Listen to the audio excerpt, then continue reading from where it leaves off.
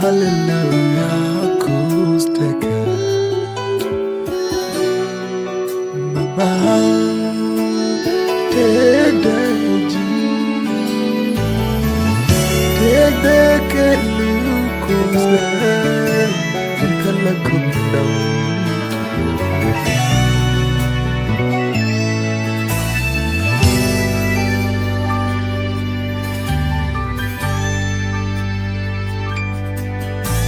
Minde kam jikwer minde jake gadu nog du ke halo kwer yen chagwa nyamdu janano minindian e shalia igadu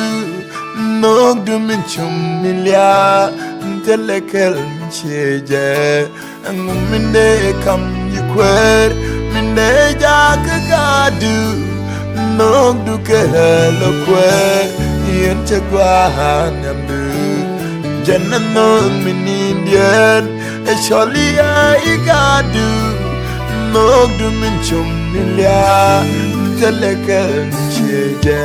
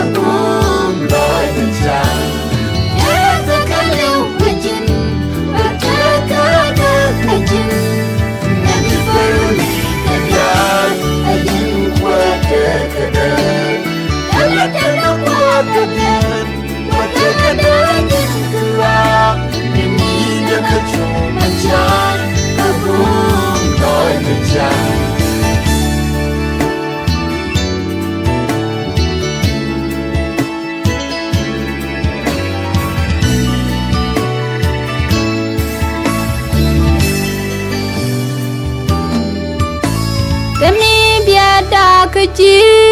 jangan baca kada sinog du loy darong talakal mengujar jangdang mintetet kada dinok derunga cuma kadeda guadin cijarotek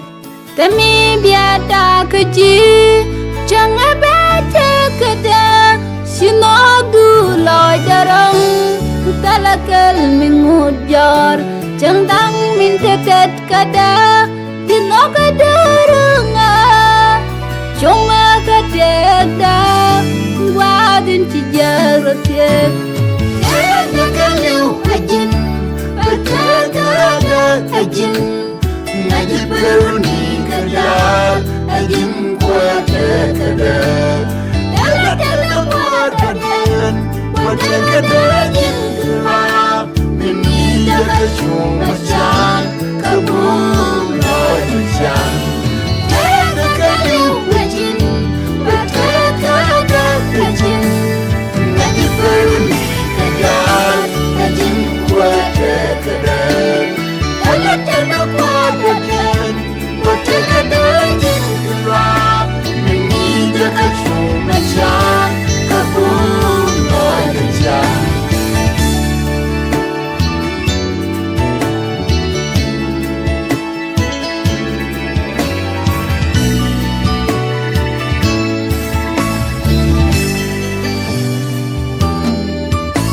Hamnagaji kuzda kawolingi jauda lingi lula haida kagwadin goraji an bachang alor kawotegda ejin kamiyatin goradial gwadin gorake Hamnagaji kuzda kawolingi jauda Lingi lula ida kagwadin goraji